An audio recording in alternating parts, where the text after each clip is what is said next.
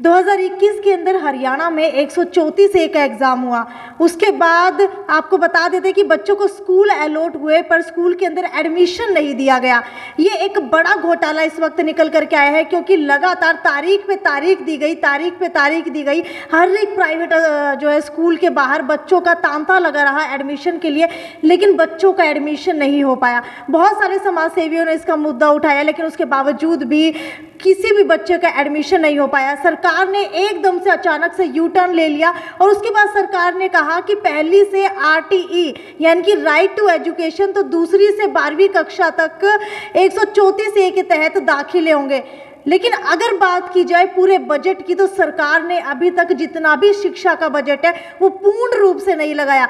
स्कूलों ने एडमिशन इसलिए नहीं दिया क्योंकि स्कूल वालों को पैसा नहीं मिल रहा था, और सरकार कह रही थी कि बार बार हम लोग बजट दे देंगे, लेकिन उसके बावजूद भी बच्चों का एडमिशन नहीं कराया गया, जिसकी वजह से कई सारे बच्चे जो है शिक्षा से वंचित रह गए। लेकिन अब सरकार एक और नई योजना लेकर के आई है जिसका नाम है चिराग योजना। क्या है ये चिराग योजना और इससे क्या होने वाला है, वो पूरी जानकारी के लिए इस वक्त हमारे साथ उमेश यहाँ पर मौजूद है, जो आम आदमी पार्टी के नेता है और राइट टू एजुकेशन के लिए काफ़ी ज़्यादा समय से लड़ाई लड़ रहे हैं। हिसार के जितने भी बच्चे हैं उनको फ्री के अंदर पढ़ाते हैं। उमेश, मुझे ये बताइए कि सरकार चिराग योजना लेकर के आई है, क्या इससे बच्चों को फ़ायदा होगा या नुकसान होगा? देखिए, मैं ना आपको आज एक चीज़ बताना चाहता हूँ कि 3 चीज़ें हैं, 3 शब्द जिसके बीच में पूरे सरकार घुमा रही है। पहला है 134A, दूसरा है RTE और तीसरा ये लेके आ गई है चिराग योजना। पहले तो मैं आपको बताऊं 134A, जिसमें पिछली बार बच्चों के एडमिशन हुए लेकिन प्राइवेट स्कूल ने एडमिशन नहीं लिए। 60% बच्चों के एडमिशन प्राइवेट स्कूल ने नहीं लिए, और सरकार ने बोला कि अगले साल हम लोग RTE भी लेंगे और 134A भी लेके आएंगे, जैसे कि आप इसमें देख सकते हैं इस न्यूज़ के अंदर, भास्कर के अंदर ये न्यूज़ छपी थी। तो चिराग योजना जो लेके आए और जो 134 है, इन दोनों में फ़र्क बता देता हूँ सिर्फ 2 लाइनों के अंदर। चिराग योजना जो है वो है सरकारी स्कूल का बच्चा, जो सरकारी स्कूल का बच्चा है वो ही अप्लाई कर सकता है प्राइवेट स्कूल के लिए। इसमें क्लियरली मेंशन है, यानी कि कहीं ना कहीं गवर्नमेंट जो है वो लोगों को पागल बना रही है चिराग योजना के नाम के ऊपर। जी, जो पिछले साल लाखों बच्चे जो 134A का पेपर देते थे, जैसे गली मोहल्ले के अंदर जो छोटे छोटे स्कूल हैं जहाँ पे उन्होंने अपने बच्चों का एडमिशन करा रखा था, उन सब लोगों की एक मुहिम थी, उनकी एक आकांक्षा थी कि उनका बच्चा भी एक अच्छे प्राइवेट स्कूल में पढ़े, तो इसलिए लाखों बच्चे 134A का एडमिशन देते थे। लेकिन चिराग योजना का जो ये फॉर्म है, इसमें क्लियरली मेंशन लिखा हुआ है, यहाँ पे किया हुआ है कि आप अपने जिस गवर्नमेंट स्कूल से पढ़ के आए हैं उसका एड्रेस और वो ब्लॉक, इसमें प्राइवेट स्कूल के बच्चा एडमिशन चिराग योजना में ले ही नहीं सकता। यानी कि सरकार चिराग योजना लेकर के आई, लेकिन इसके अंदर भी लोगों को गुमराह कर दिया गया। ये कहा गया कि जो बच्चे पहले से ही गवर्नमेंट स्कूल के अंदर पढ़ के आए हैं सिर्फ वो ही इस राइट टू एजुकेशन के तहत एडमिशन ले सकते हैं प्राइवेट स्कूल के अंदर। यानी कि जो बच्चे पहले से नहीं पढ़ रहे थे या प्राइवेट स्कूल के अंदर पढ़ रहे थे, वो दोबारा से प्राइवेट स्कूल के अंदर एडमिशन नहीं ले सकते हैं। बिल्कुल, यानी कि एक मैसेज फैलाया जा रहा है पूरे सोसाइटी के अंदर। एक मैसेज है, मैसेज क्या है? चिराग योजना है, चिराग योजना में अप्लाई कीजिए, चिराग योजना में प्राइवेट स्कूल में एडमिशन मिलेंगे। लेकिन कितना % एडमिशन मिलेगा ये कोई नहीं बोल रहा, ताकि बच्चे धीरे धीरे करके पेरेंट्स 134A को भूल जाएं। आप ये देखेंगे पिछले साल 134A के अंदर कितने प्रोटेस्ट हुए।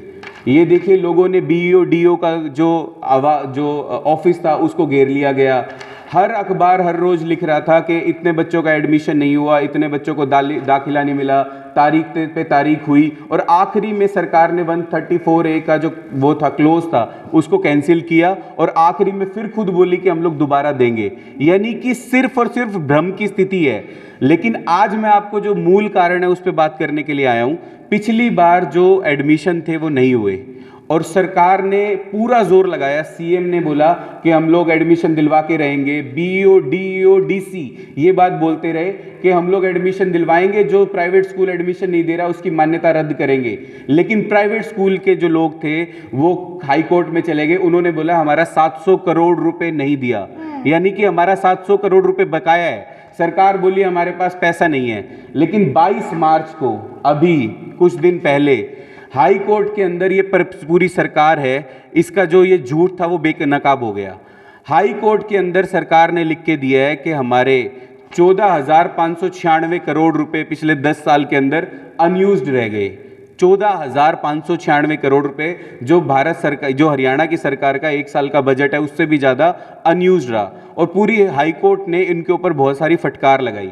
वहीं अगर गांव के अंदर जा करके देखें तो सरकारी स्कूल के अंदर तो किताबें तक नहीं मिलती है, बच्चे फोटो स्टेट करवा करके पढ़ रहे थे किताबें। मैम एक चीज मैं बता रहा हूँ, 700 करोड़ रुपए थे देने थे, 134 जिंदा रहता, ठीक है, लेकिन नहीं दिया। लेकिन निकल के क्या आया कि 14,000 करोड़ रुपए अनयूज्ड हैं, यानी कि ये यूज भी नहीं कर पाए। पैसा इनके पास है लेकिन ये यूज नहीं कर पाए। ये क्यों यूज नहीं कर पाए, अब इस बार कारण पे आते हैं।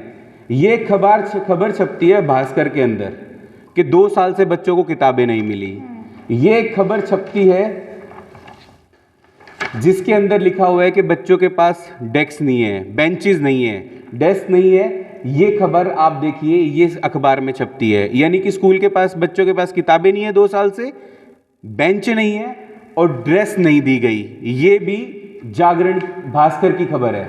यानी कि बच्चों को ना तो एडमिशन दिया, ना बच्चों को इन्होंने बेंच दिए, ना इन्होंने किताबें दी और ना ही इन्होंने ड्रेस दी। फिर भी इनके पास में 14,596 करोड़ रुपए था, लेकिन जो मौलिक सुविधाएं हैं बच्चों को वो इन्होंने नहीं दी। इससे हुआ क्या मैडम, इससे हुआ क्या, इससे हुआ ये, आप ये देखिए, जो बच्चे स्कूल छोड़ चुके हैं, ये खबर छपती है कि बच्चे जो स्कूल छोड़ चुके, ये बच्चे नशे के आदी हो जाते हैं।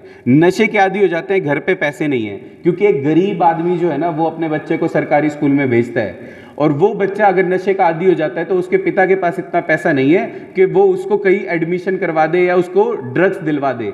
इसके लिए क्या करता है, वो ड्रग पेडलर बन जाता है। बिल्कुल, बच्चा स्ट्रेस के अंदर आकर के जब उसके पास कुछ नहीं बचेगा तो वो कहीं ना कहीं ड्रग्स लेने लगेगा। पैसा कमाने के लिए जब घर का प्रेशर पड़ने लगेगा, जब अकेला लड़का होगा या अकेली लड़की होगी, घर का प्रेशर पड़ने लगेगा तो कहीं ना कहीं ड्रग पेडलर बन जाएगा, लोगों को ड्रग बेचने लगेगा। बिल्कुल, यानी कि एक गरीब आदमी अपने पास एक उम्मीद रखता है कि जो मैंने जिंदगी जी मेरे बच्चे ना जिए, इसलिए उसको एडमिशन करवाता है।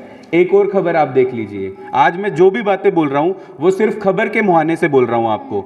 उसमें एक खबर छपती है कि जो बच्चे हैं, जैसे आपने देखा होगा ये सिद्धू मूसेवाला कांड हुआ था, जिसमें जो सारे गैंगस्टर थे, लड़के थे, वो कहाँ के थे, हरियाणा के थे मेजरली, ठीक है। एक टास्क फोर्स गठित करी है हरियाणा सरकार ने कि जो बच्चे ड्रॉप आउट हो जाते हैं, जो स्कूल से निकल जाते हैं, जिनको शिक्षा नहीं मिल पाती, वो गैंगस्टर बन रहे हैं, वो ज्वाइन कर रहे हैं, जिसके लिए वो जो टास्क फोर्स है उनके बच्चों उसके पेरेंट्स से मिलेंगी और उनको समझाएगी कि इन्हें वहाँ मत भेजो। मैं एक बात बताता हूँ आपको, पूछना चाहता हूँ मैं इस सरकार से, जो बच्चा पढ़ाई के लिए एक स्कूल के अंदर जाता है, उसको आपने ड्रेस नहीं दी, आपने बेंच नहीं दिए, टीचर छीन लिए। अभी आपने भी बहुत प्रोटेस्ट को वो कवर किया है गांव-गांव जाके कि क्लास हैं 8 और टीचर हैं 2, ठीक है। बच्चों के पास ना टीचर है, ना किताबें हैं, ना कुछ है, पैसा आपसे खर्च नहीं हो पा रहा। तो जो अरविंद केजरीवाल कहते हैं कि ये अनपढ़ों की जमात है, हमारे जो शिक्षा मंत्री हैं हरियाणा के, वो 12वीं पास हैं, 12वीं पास वो खुद को कहते हैं। इसीलिए मैं कहता हूं कि एक शिक्षा मंत्री हरियाणा का, जिसके ऊपर 25 लाख बच्चे तो सरकारी स्कूल के और 33 लाख बच्चे जो प्राइवेट स्कूल में पढ़ते हैं, उसका जो जिम्मेदारी है किसको दी गई है, एक 12वीं पास आदमी को। हरियाणा के शिक्षा मंत्री को आप कह रहे हैं 12वीं पास, वहीं अगर दिल्ली के शिक्षा मंत्री मनीष सिसोदिया की बात की जाए तो उन्होंने भले ही इस क्षेत्र के अंदर कहीं ना कहीं अच्छा काम किया हो, लेकिन उनके ऊपर भी फ्रॉड के इल्जाम लग रहे हैं, तो उसे कैसे आप साफ करेंगे? मैडम मैं एक बात बोलता हूँ आपको, इल्ज़ाम लगे हैं, ठीक है, सीबीआई ने सारी जगह रेड करी, एक नया पैसा नहीं मिला, कहीं पे कोई सबूत नहीं मिला, और उसके बाद में भी उनको अरेस्ट कर लिया गया। आपके पास में कर्नाटका के अंदर 8 करोड़ रुपए कैश मिलता है एक मंत्री के घर पे, और उसको ना तो कोई ईडी जाती है ना कोई सीबीआई जाती है। आपने ये अडानी घोटाला देखा होगा, अडानी के जो ये एक रिपोर्ट आई और उसके बाद ताश के पत्तों की तरह ढह गया अडानी समूह, जिसके अंदर बोला गया कि 20,000 करोड़ रुपए शेल कंपनीज को दिए गए। उस पे ईडी गई, सीबीआई गई, नहीं गई। ईडी सीबीआई किसके पास गई? जिसने स्कूल बनाए थे, जिसने शिक्षा के लिए काम किया।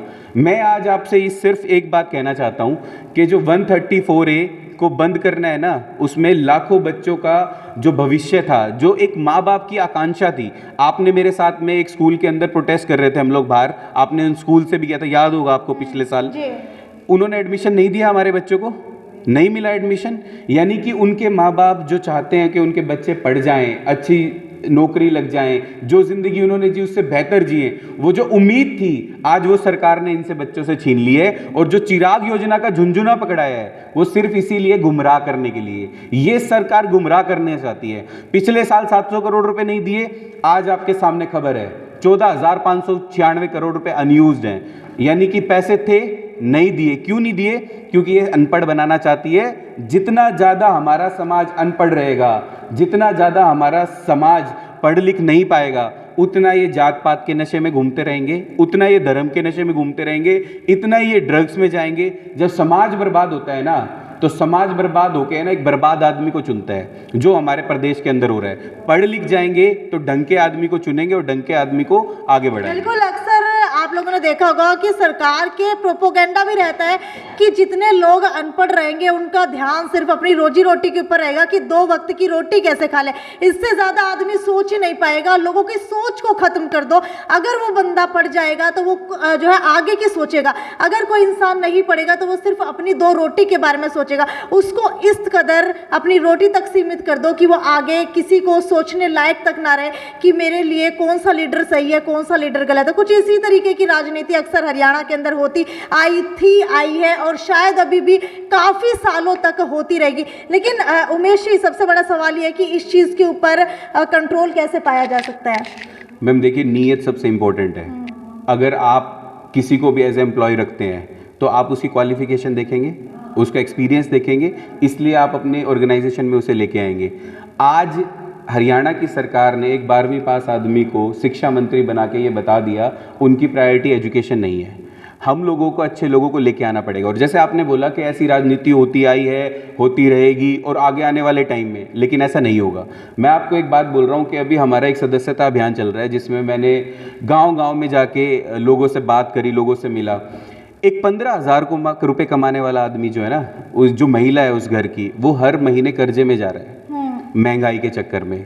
उसके बच्चे की एक 15 से 20,000 कमाने वाला, हम लोग यहाँ पे हिसार में भी राजनीति होती है ना जाति की, एक जगह दूसरी जाति है, दूसरी जगह दूसरी जाति है, इसी पे इलेक्शन लड़ा जा रहा है। लेकिन आप राजगुरु मार्केट से लेके पटेल नगर की मार्केट से लेके जितनी भी मार्केट है, वहाँ पे 10-10, 15-15 हज़ार रुपये कमाने वाले लड़के हैं। चाहे आपको मोबाइल दिखाने वाला लड़का 15,000 रुपये कमाता है, आपको कपड़े दिखाने वाला 15-20 हज़ार रुपये कमाता है। उस 15,000 रुपये कमाने वाले से पूछ के देखो, आप अपने 2 बच्चों को अगर स्कूल में पढ़ाते हो, अगर आप रेंट पे रह रहे हो, आप बिजली का इतना महंगा बिल दे रहे हो, तो क्या उसको हर महीने वो कर्जदार होता चला जा रहा है? ये राजनीति टूटेगी कैसे? क्योंकि हर माँ बाप अपने बच्चे को पढ़ाना चाहता है। अब की बार पहले 2 लोग आते थे जिनका एजुकेशन से कोई मतलब नहीं होता था, जाट नॉन जाट पे इलेक्शन को बांट दिया जाता था कि हम नॉन जाट हैं, वो कहता था हम जाट हैं, और वो सारे उस भीड़ का हिस्सा बन जाते थे। हम की बार आम आदमी पार्टी हरियाणा के अंदर आ गई है और वो एक बात कह रही है कि ना तो आप जाट पे बटो, ना आप नॉन जाट पे बटो, आप सिर्फ बटो अपने बच्चे की शिक्षा के ऊपर। आपको पता है यहाँ पे एक स्कूल है कैमरी रोड के अंदर, बड़ा स्कूल है, वहाँ पे 8 एकड़ की जगह है जहाँ पे एक सरकारी स्कूल बना हुआ है, और उस सरकारी स्कूल में आपको पता है कितने बच्चे पढ़ते हैं? 20 से 25 बच्चे, 8 एकड़ लैंड पे। और उस जगह पे 5,000 बच्चों के लिए बेहतरीन स्कूल बन सकता है। वहाँ पे पूरा कैमरी रोड के बच्चे, पटेल नगर के बच्चे, आज़ाद नगर के बच्चे बेहतर एजुकेशन ले सकते हैं। आप हर रोज़ हर अखबारों में देख रहे होंगे दिल्ली के सरकारी जो स्कूल हैं वो प्राइवेट स्कूल को भी माफ़ कर रहे हैं। क्यों हमारे बच्चों को वो इंफ्रास्ट्रक्चर नहीं मिल सकता? क्यों हमारे बच्चों को वो बेहतरीन शिक्षा नहीं मिल सकती? इसलिए नहीं मिल सकती क्योंकि हम लोग जाट नॉन जाट में बटे हुए हैं। अब की बार मैं आपसे एक वादा कर रहा हूं, आप हमें 10 साल से देख रहे हैं और हम लोग बच्चों के लिए लड़ाई लड़ रहे हैं। अब की बार का इलेक्शन 2024 का जाट नॉन जाट पे नहीं जाने देंगे। बिल्कुल, आपको बता देते हैं कि 2024 का इलेक्शन इतिहास बदल करके रख देगा, क्योंकि अक्सर कहा जाता है कि हरियाणा की राजनीति जात पात के ऊपर बटी हुई होती है, लेकिन एक आम आदमी पार्टी इकलौती ऐसी पार्टी है जिसने आ करके इस बात को गलत साबित कर दिया और एक बार भी जात और नॉन जाट के ऊपर या फिर जात पात के ऊपर राजनीति करने की बजाय रोजगार के मुद्दे के ऊपर, शिक्षा के मुद्दे के ऊपर और किस तरीके से हमारे प्रदेश को आगे बढ़ाया जा सकता है, इस मुद्दे के ऊपर लगातार चुनाव एजेंडे लेकर के आती रही है। लेकिन अब सबसे आखिर के अंदर आपको यही कहना चाहेंगे कि अगर आप लोग अपना कोई भी लीडर चुनते हैं, चाहे वो आप अपने क्षेत्र का एमसी चुनिए, चाहे वो आप अपने क्षेत्र का मेयर चुनिए या फिर विधायक चुनिए या फिर सांसद चुनिए, एक बार उसकी क्वालिफिकेशन ज़रूर चेक कीजिए और क्वालिफिकेशन के साथ उसकी सोच ज़रूर परखिए कि वो किस सोच का आदमी है। क्योंकि अक्सर ऐसा होता है कि पढ़े लिखे आदमी भी ऐसी सोच के होते हैं जो चाहते हैं कि आगे जा कर के लोग ना पढ़ पाए। मैम एक चीज़ बोलता हूँ, अभी मैंने एक अभियान शुरू किया है आपकी पाठशाला के नाम से। आम आदमी पार्टी का अभी वो ऑफिशियल नहीं है, लेकिन हम लोग आदमपुर में, गुड़गांव में, जगाधरी में और असंध में हम लोग एक बात बोल रहे हैं कि जो भी आदमी इलेक्शन लड़ना चाहता है, जो आगे बढ़ना चाहता है, आज हमारे बच्चों के हालात बहुत ख़राब हैं, हमें बच्चों को पढ़ाना पड़ेगा।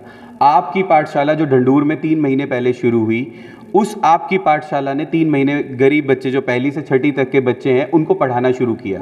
वहाँ के गांव के जो पढ़े लिखे बच्चे थे उनको टीचर लिया, उनको पढ़ाना शुरू किया।